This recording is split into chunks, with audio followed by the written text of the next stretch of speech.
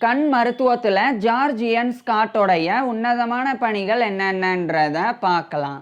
George இயன் Scott ஸ்காட்லாண்டை சேர்ந்த ஒரு கண் அறுவை சிகிச்சை நிபுணர்.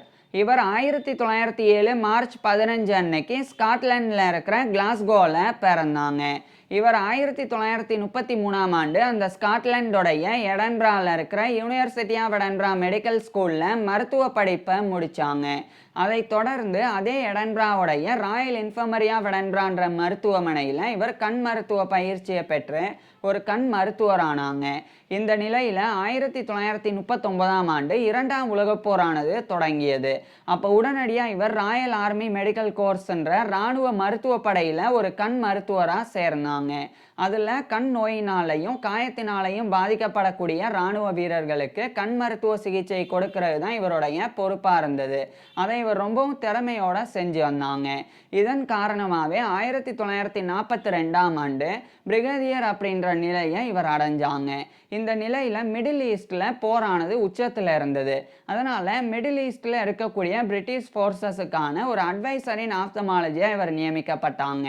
அதாவது அந்த மத்திய கிழக்கு பகுதியில் போரில் ஈடுபடக்கூடிய இராணுவ வீரர்களுக்கு ஏற்ற ஒரு கண் மருத்துவ ஆலோசகராக இவர் இவருடைய பணியை தொடர்ந்து செஞ்சு வந்தாங்க. அந்த நேரத்துலலாம் அதிகமாக இராணுவ வீரர்கள் கண்ணில் காயமடைஞ்சாங்க. ஏன்னா போரில் ஈடுபடும் போது 2 விதமாக கண் பாதிப்பு ஏற்படும். ஒன்று நேரடியாக குண்டு படுறது, இன்னொன்று குண்டு படுறனாலையும் வெடிகுண்டுகள் வெடிக்கிறனாலையும் பக்கத்தில் இருக்கக்கூடிய பாறைகள் சேதறி அதிலிருந்து வரக்கூடிய துகள்கள் அது கண்ணில் போய் பாதிப்பு ஏற்படும். அதே மாதிரி அதிகமாக இந்த இரும்புகள் தான் உலோகங்களாக பயன்படுத்தப்பட்டு அவைகள் வெடிகுண்டில் அதிகமாக பயன்படுத்தப்படும். அதனால் அதுலேயும் இருந்து அந்த இரும்பு துகள்கள் எல்லாம் கூட கண்ணில் போயிடும். ஸோ இந்த மாதிரி பாதிப்புகள் எல்லாம் அதிகமாக ஏற்படும். அப்போல்லாம் இந்த மாதிரி பிரச்சனை ஏற்படும் போது கண்ணில் போன அந்த துகள்களை வெளியே எடுக்கிறதுக்காக அப்போ இருந்த கண் மருத்துவர்கள் எல்லாம் அப்படியே கண்ணை அறுப்பாங்க. அறுத்து கண்ணுக்குள்ளே இருக்கக்கூடிய அந்த துகள்கள் அவைகளை வெளியே எடுத்துருவாங்க. இப்படி பண்ணுறதன் மூலமாக கண்ணில் இருந்து அந்த துகள்கள் வெளியேறிடும். ஆனால் கண் பாதிப்பு நிரந்தரமாயிரும் அந்த கண்ணை அறுக்கிறனால. ஸோ இந்த மாதிரி பாதிப்புகள் இருந்தது. புரிகிற மாதிரி சொல்லணும்னா இப்போ போரில் ஈடுபடும் போது பக்கத்தில் ஒரு குண்டு வெடித்து அதன் மூலமாக இரும்பு துகள்கள் ஒரு இராணுவ வீரருடைய கண்ணில் போயிருச்சுன்னா அது பயங்கர ஃபோர்ஸில் கண்ணுக்குள்ளே போயிடும். இப்போ கண்ணுக்குள்ளே இருக்கக்கூடிய அந்த ஒரு இரும்பு துகளை எடுக்கிறதுக்கு கண்ணையை அறுத்து எங்கே இருக்குன்னு பார்த்து அதுக்கப்புறம் அதை வெளியே எடுப்பாங்க. அப்படி பண்ணுறதன் மூலமாக கண் பாதிப்பு ஏற்பட்டு பார்வை திறன் குறைபாடு ஏற்படும். நிரந்தர பார்வையின்மை இராணுவ வீரர்களுக்கு ஏற்படும். இந்த நிலை தான் இருந்தது. அப்போ தான் ஜார்ஜ் இயன் ஸ்காட் வேறு ஒரு விஷயத்தை யோசிச்சாங்க. அதாவது இந்த மாதிரி கண்ணை அறுத்து அதில் இருக்கக்கூடிய அந்த துகள்களை வெளியே எடுக்கிறதுக்கு பதிலாக கரெக்டாக எங்கே அந்த துகள் இருக்குது அப்படின்னு ஆரம்பத்திலேயே கண்டுபிடிச்சிடணும். கண்டுபிடிச்சதுக்கு அப்புறமா அந்த இடத்துல மட்டும் ஒரு சேஃபான கண் திசுவில் மட்டும் ஒரு ஓட்டையை போட்டு அங்கே காந்தத்தை வச்சா போதும். அந்த காந்தமானது அதுக்குள்ளே இருக்கக்கூடிய இரும்பை கண்ணுக்குள்ளே இருக்கக்கூடிய இரும்பை எடுத்துகிட்டு காந்தத்தில் ஒட்ட வச்சிரும். ஸோ அதை பண்ணலாம். அதாவது காந்தத்தினுடைய அந்த விசை அதுவே அந்த இரும்பு துகளை வெளியே இழுத்துரும். இதை பண்ணலாம் அப்படின்னு இவர் முடிவு செய்கிறாங்க. இப்படி பண்ணுறதன் மூலமாக ஒரு சின்ன துளை மட்டும் ஒரு சின்ன ஓட்டை ஊசியை வச்சு போடுறதன் மூலமாக அந்த இடத்துல இருந்து அந்த துகளை எடுத்துட முடியும். அதே சமயம் அது தழும்பாக மட்டும்தான் மாறுமே ஒழிய ஒட்டுமொத்த பார்வையை இராணுவ வீரர்கள் இழக்க மாட்டாங்க. அதனால் இதை பண்ணலாம் அப்படின்னு முடிவு செஞ்சாங்க. ஆனால் அப்போ ஒரு பெரிய சவால் இருந்தது. என்னென்னா ஒரு இராணுவ வீரருடைய கண்ணில் இந்த மாதிரி இரும்பு துகள் கிழிச்சிட்டு உள்ளே போயிருச்சுன்னா அது எந்த இடத்துல இருக்குது அப்படின்னு ஃபஸ்ட்டு தெரியணும். அது தெரிஞ்சாதான் அந்த இடத்துல எந்த பாதிப்பும் இல்லாமல் துளையிட்டு அங்கேருந்து அந்த துகளை வெளியே எடுக்க முடியும். ஸோ அது தெரிஞ்சுக்க முடியாத நிலை தான் அப்போ இருந்தது. அப்போ தான் ஜார்ஜ் இயன் ஸ்காட் ஒரு புதிய முறையை கொண்டு வந்தாங்க. அது என்னன்னா ஒரு லென்ஸை எடுத்துக்கணும். அந்த லென்ஸில் 4 பாயிண்ட் இருக்கும். இப்போ இதுதான் லென்ஸ் அப்படின்னு வச்சுக்குவோம். இந்த லென்ஸில் 4 பாயிண்ட் இருக்குன்னு வச்சுக்குவோம். இங்கே ஒரு பாயிண்ட், இங்கே ஒரு பாயிண்ட், இங்கே ஒரு பாயிண்ட், இங்கே ஒரு பாயிண்ட் அப்படின்னு.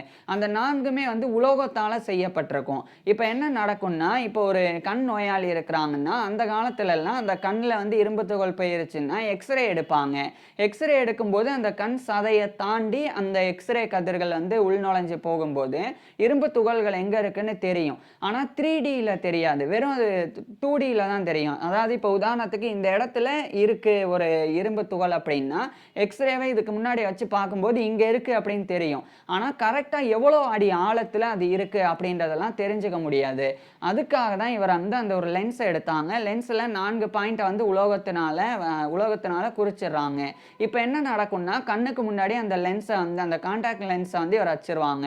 அதுக்கப்புறம் அந்த கான்டாக்ட் லென்ஸ் வழியா வந்து எக்ஸ்ரேவா அனுப்புவாங்க. இப்ப என்ன நடக்கும்னா, கண்ணுக்குள்ள இருக்கக்கூடிய அந்த இரும்பு துகள்கள் வந்து தெரியும் எக்ஸ்ரே இமேஜ்ல. அதே சமயம் அந்த எக்ஸ்ரேவையே அந்த கான்டாக்ட் லென்ஸுக்கு மேல வச்சு தான் கண்ணுக்குள்ள போற மாரி பண்ணியிருக்கிறனால, அந்த கான்டாக்ட் லென்ஸ்ல இருக்கக்கூடிய 4 பாயிண்ட் அந்த 4 உலோகங்கள் அதுவும் தனியா தெரியும். இப்ப இத உதாரணத்துக்கு இந்த 4 பாயிண்ட்ல இங்க 1, இங்க 2, இங்க 3, இங்க 4 அப்படின்னு வச்சுக்குவோம். இப்ப எக்ஸ்ரேவுல இந்த 4 புள்ளிகளும் தெரியும். அதே சமயம் கண்ணுக்குள்ள எந்த இடத்துல அந்த இரும்பு துகள் இருக்கோ அதுவும் 5வது புள்ளியா தனியா தெரியும். இப்படி தெரியும்போது அந்த இடத்துல இப்படி நம்ம உணர முடியும். எப்படின்னா, இப்ப இந்த இடத்துல வந்து அந்த இரும்பு துகள் இருக்கிறதா இமேஜ்ல தெரியுதுன்னா, அப்ப இது வந்து 2 இது 4. ஏன்னா இது 1 இது 2 இது 3 இது 4 அப்படின்னு சொல்லியிருக்கேன். அப்ப 2, 4 இந்த 2த்துக்கும் இடையில இருக்கக்கூடிய ஒரு குறிப்பிட்ட இடத்துல தான் இந்த இரும்பு துகள் இருக்கு அப்படின்னு அந்த எக்ஸ்ரே இமேஜை பார்த்து கண்டுபிடிச்சிடலாம். அதுக்கப்புறமா என்ன பண்ணுவாங்கன்னா, இந்த பக்கம் அதாவது கண்ணினுடைய இந்த பக்கத்துல வந்து எக்ஸ்ரே எடுப்பாங்க. அப்படி எடுக்கும்போது அப்ப அது எந்த ஆழத்துல இருக்கு அப்படின்றதையும் தெரிஞ்சுக்க முடியும். அப்ப ஓரளவுக்கு 3D இமேஜா கிடைச்சிரும். அப்ப துல்லியமா அந்த இரும்பு துகள் எங்க இருக்கு அப்படின்னு அந்த எக்ஸ்ரே இமேஜை வச்சும், அதுக்கப்புறம் ஒரு ஆங்குலர் கணக்கீட்டு முறை, அதாவது கோண கணக்கீட்டு முறை அப்படின்னு ஒண்ணு இருக்கு. அத பண்றதன் மூலமாவும் துல்லியமா அந்த இரும்பு துகள் எவ்வளோ அடி ஆழத்துல, எந்த பக்கம் வந்து இருக்கு, எந்த பக்கவாட்டுல இருக்கு அதெல்லாம் தெரிஞ்சுக்க முடியும். அப்ப அத தெரிஞ்சுக்கிட்டா கரெக்ட்டா அதுக்கு பக்கத்துல எந்த இடத்துல ஊசிய வச்சு குத்தி ஓட்ட போட்டா பார்வை திறன்ல குறைபாடு ஏற்படாது. அத வந்து தெரிஞ்சுக்கிட்டு அதுக்கப்புறம் ஊசிய போட்டுட்டு, அந்த துளைய உருவாக்கிட்டு, அதுக்கு மேல காந்தத்த வந்து ஃபோர்ஸ்ஃபுல்லா வப்பாங்க. ஃபோர்ஸா இருக்கக்கூடிய காந்தத்த. அப்ப அந்த காந்தம் அந்த இரும்பு துகளை இழுத்துரும். ஸோ இந்த ஒரு முறையை இவர் உருவாக்கினாங்க இதை போரின் போது. அது வந்து பொதுவாக radiographic localization of intraocular foreign bodies அப்படின்னு சொல்லி அழைக்கப்படும். இங்கே ஃபாரின் பாடிஸ் அப்படின்றது ஒன்றும் கிடையாது. வெளியே இருந்து கண்ணுக்குள்ள நுழையக்கூடிய இரும்பு துகள்கள் அல்லது கண்ணாடி துகள்கள் அல்லது அந்த கல் துகள்கள். ஸோ அதெல்லாம் தான் குறிக்கும். இப்போ ஒரு சந்தேகம் என்னன்னா, இந்த காந்தம் வந்து இரும்பு துகளை தான் வெளியே எடுக்கும். ஒருவேளை கண்ணாடி துகள் வந்து கண்ணுக்குள்ள போயிடுச்சுன்னா என்ன பண்றது? அப்பவும் இதே முறையில் அது எங்க இருக்குன்னு துல்லியமாக கண்டுபிடிச்சிட்டு அங்கே ஒரு ஊசியை வச்சு குத்திடுவாங்க. இப்போ காந்தத்துக்கு பதிலாக ஃபோர்செப்ஸ் அப்படின்ற ஒரு வகையான இடுக்கி அதை வந்து பயன்படுத்துவாங்க. அது வந்து ரொம்ப சின்னதாக, ஊசியை விட ரொம்ப சின்னதாக இருக்கும். அது வந்து அந்த ஊசியை வச்சு குத்துன அந்த ஓட்டைக்குள்ள போகும்போது பெருசா வலியும் தெரியாது.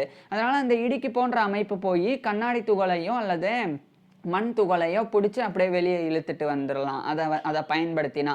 ஸோ அந்த மாதிரி பண்ணிடலாம். அந்த முறையை இவர் உருவாக்கினாங்க. அதுதான் நான் ஏற்கனவே சொன்ன மாதிரி radiographic localization of intraocular foreign bodies அப்படின்றது.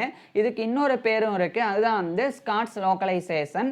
அதே மாதிரி ஹாப்ஸ்காட்ஸ் லோக்கலைசேஷன் மெத்தட் அப்படின்னு இது இந்த 3 பெயர்கள்லையும் அழைக்கப்படும். ஸோ அதை இவர் வந்து அந்த ஒரு முறையை இவர் வந்து உருவாக்கியிருந்தாங்க. இது மிகப்பெரிய ஒரு விஷயமா இருந்தது. அதுக்கப்புறமா போரில் கைதிகளாக இருக்கக்கூடியவங்க, அதாவது இப்போ 2 பக்கம் வந்து போர் நடக்குதுன்னா யாராவது எதிர்படையினர் வந்து இந்த படையினரினுடைய அந்த இராணுவ வீரர்களை வந்து கைது செஞ்சுட்டு போயிடுவாங்க, போர் கைதிகளாக. அதுக்கப்புறம் வந்து அவங்க பக்கத்துல இருந்து இவங்களும் கைது செய்வாங்க. அதுக்கப்புறம் ஒரு ஒப்பந்தம் போடப்படும். போர் கைதிகளை வந்து ரிலீஸ் பண்ணிடலாம், நீங்கள் ஒரு 100 பேரை ரிலீஸ் பண்ணுங்க, நாங்கள் 100 பேரை ரிலீஸ் பண்ணுறோம் அப்படின்னு. அப்படி அந்த ரிலீஸ் பண்ணுறது நடக்கும்போது என்ன ஆகும்னா, அப்போ ரிலீஸ் ஆகி வருவாங்க. எதிரி படையினர்னால பிடிக்கப்பட்ட இவங்களுடைய இராணுவ படை வீரர்கள் வந்து வெளியிடப்படுவாங்க. அப்படி வெளியிடப்பட்டு வரும்போது அவங்க அதிகமாக கண் குறைபாட்டினால பாதிக்கப்பட்டிருந்தாங்க. அப்போ இருந்த கண் மருத்துவர்கள் வந்து அவங்களுடைய கண்ணை தான் பரிசோதனை பண்ணாங்க. ஆனால் ஜார்ஜ் இயன் ஸ்காட் வந்து வித்தியாசமாக பார்த்தாங்க. என்னன்னா, நியூரோபதி, அவங்களுக்கு நரம்பியல் பாதிப்பு ஏற்பட்டிருக்கு அப்படின்றத பார்த்தாங்க.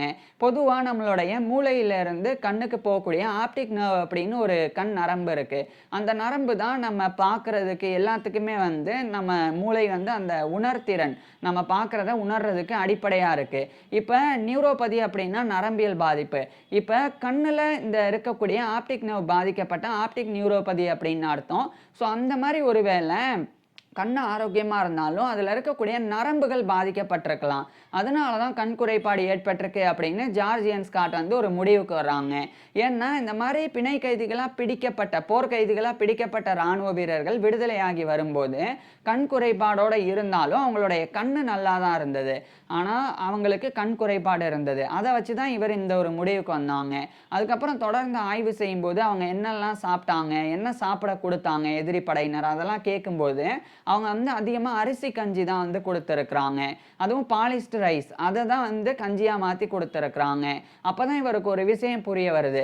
என்னன்னா விட்டமின் பி இதுதான் நம்மளுடைய நரம்புக்கு பலம் கொடுக்கக்கூடியது. நம்ம நரம்புக்கு அத்தியாவசியமானது. இப்பேற்பட்ட விட்டமின் பி வெறும் அரிசி கஞ்சியில, அதுவும் பாலிஸ்டு ரைஸ்ல செஞ்ச அரிசி கஞ்சியில இருக்கவே இருக்காது. அப்ப இத வந்து தொடர்ச்சியா ராணுவ வீரர்கள் குடிச்சு வந்தனால, அவங்களுக்கு தேவையான விட்டமின் பி கிடைக்கவே இல்ல. அப்ப அவங்களுக்கு நரம்பியல் குறைபாடு ஏற்படுது. அப்ப ஆப்டிக் நர்வ் அப்படின்றதும் ஒரு நரம்பு தான். அதுவும் வந்து பாதிக்கப்படுது. அதன் மூலமா தான் கண் குறைபாடு ஏற்படுது அப்படின்றத இவர் கண்டறியறாங்க. இது மிகப்பெரிய ஒரு விஷயமா இருந்தது. அதுக்கப்புறமா தான் இவர் வந்து அப்ப விட்டமின் பிய வந்து சப்ளிமெண்டா குடுக்கிறது, ஊட்டச்சத்து மிகுந்த உணவுகள குடுக்கிறது. இதன் மூலமா பார்வைய மீட்டெடுக்கிறது அப்படின்னு அந்த ஒரு நடைமுறை வந்து உருவாக்கப்படுறதுக்கு காரணமா இருந்தாங்க. ஸோ இதையும் இவர் வந்து பண்ணியிருந்தாங்க. அதுக்கப்புறமா அதே நேரத்துல சல்ஃபசெட்டமைடு அப்படின்னு சொல்லி ஒரு வகையான ஆன்டிபயோட்டிக் இருக்கு. அது வந்து பொதுவா கண்ல வந்து காயம் ஏற்பட்டா இன்ஃபெக்ஷன் வரக்கூடாது அப்படின்னு மாத்திரையா அந்த காலத்துல எடுத்துக்கிட்டு வந்தாங்க. அப்ப அதை இவர் வந்து ஆராய்ச்சி பண்ணும்போது, மாத்திரையா உட்கொள்ளும்போது ஒரு ராணுவ வீரருக்கு கண்ல அடிபட்டிருக்குன்னா, ரத்தம் கசிவுலாம் ஏற்பட்டிருக்குன்னா, அப்ப அது உடனடியா இன்ஃபெக்ஷன் ஏற்படும். என்னதான் மாத்திரை சாப்பிட்டாலும் அது போயி ரத்தத்துல கலந்து அதுக்கப்புறம் அது செயல்படுறதுக்குள்ள இன்ஃபெக்ஷன் வந்து ரொம்ப சிவியர் ஆயிரும். அப்ப இத தடுக்கிறதுக்கு இந்த சல்ஃபசெட்டமைடு இத வந்து சொட்டு மருந்தா பயன்படுத்தலாமா அப்படின்னு சொல்லி இவர் வந்து ஆய்வு செஞ்சாங்க. பல கட்ட ஆராய்ச்சியின் முடிவுல அந்த அந்த ஒரு சல்ஃபாசெட்டமைடு அத வந்து உண்மையிலேயே கண்ல ஊத்தக்கூடிய மருந்தா, சொட்டு மருந்தாவே பயன்படுத்தலாம் அப்படின்னு இவர் உறுதிப்படுத்தி, அதையும் வலியுறுத்தினாங்க. இதுவும் மிகப்பெரிய ஒரு விஷயம். ஏன்னா கண்ல காயம் பட்டா உடனடியா அந்த மருந்த போட்டா போதும். மேற்கொண்டு இன்ஃபெக்ஷன் எதுவும் ஏற்படாம தடுத்துற முடியும். ஸோ அந்த அந்த ஒரு விஷயத்த இவர் பண்ணாங்க. அதுக்கப்புறம் டயபெட்டிக் ரெட்டினோபதி அதுலயும் இவர் வந்து பெரிய ஆராய்ச்சிலாம் பண்ணாங்க. அப்படின்னா என்னன்னா, இந்த நீரிழிவு நோய் டயபெட்டிஸ்னால பாதிக்கப்படுறவங்களுக்கு கண் குறைபாடு ஏற்படுறது. அது எதனால ஏற்படுது அப்படின்னு இவர் கவனிச்சு வந்தாங்க. பொதுவா சர்க்கரை நோயினால பாதிக்கப்படுறவங்களுக்கு கண் குறைபாடு ஏற்பட்டா கண்ணுல மட்டும் சிகிச்சை கொடுப்பாங்க. ஆனா இவர் வித்தியாசமா பார்த்தாங்க. எதனால சர்க்கரை நோய் வந்தா கண் குறைபாடு ஏற்படுது? அத துல்லியமா கவனிச்சாங்க. அப்பதான் இவருக்கு ஒரு விஷயம் புரிய வந்தது. சர்க்கரை நோய் வந்துருச்சு அப்படின்னா ரத்தத்துல சர்க்கரையின் அளவு அதிகமாவே இருக்கும். அப்ப நம்மளுடைய ரத்த நாளங்கள் எல்லாமே வந்து வீக் ஆக ஆரம்பிக்கும். பிபியும் எகிரும். அந்த சமயத்துல கண்ணுல இருக்கக்கூடிய ரெட்டினா அப்படின்றது விழித்திரை அதுக்கு போகக்கூடிய ரத்த நாளங்களும் வந்து பலவீனமாகும். ஏன்னா ரத்தத்துல சர்க்கரையின் அளவு அதிகமா இருக்கிறனால. அப்படி ரத்த நாளம் கண்ணினுடைய விழித்திரைக்கு போகக்கூடிய ரத்த நாளம் வந்து பாதிக்கப்படும் போது தான் இந்த கண் குறைபாடு ஏற்படுது.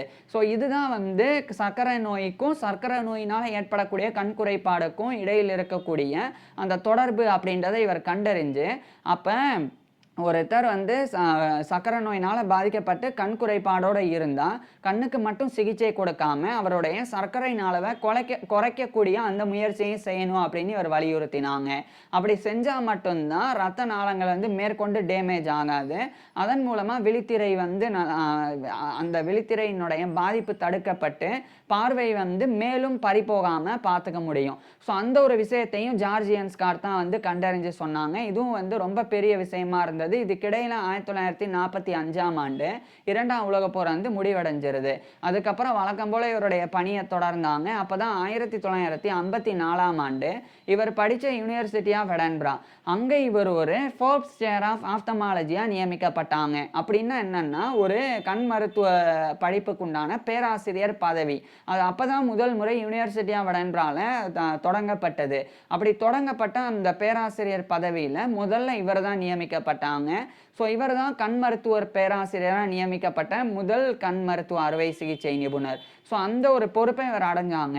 அப்ப பல விஷயங்கள் வந்து பண்ணாங்க. என்னன்னா ஒரு கண்ணில் குறைபாடு ஏற்பட்டால் வெறும் கண் மருத்துவர்கள் மட்டும் அதை பார்க்காம மருத்துவர்கள், அறுவை சிகிச்சை நிபுணர்கள், அதே மாதிரி ஆய்வுக்கூட ஆராய்ச்சியாளர்கள் அவங்கெல்லாம் அதை பார்த்து என்ன பாதிப்பு உண்மையிலேயே ஏற்பட்டிருக்கு, அந்த பாதிப்பினுடைய அடிநாளம் என்ன, அது எல்லாத்தையும் கண்டறிஞ்சு அதுக்கேற்ற சிகிச்சை, அதுக்கேற்ற அந்த பேஷண்ட் மேனேஜ்மெண்ட் அதெல்லாம் பண்ணணும் அப்படின்னு சொல்லி இவர் வலியுறுத்தி வந்தாங்க.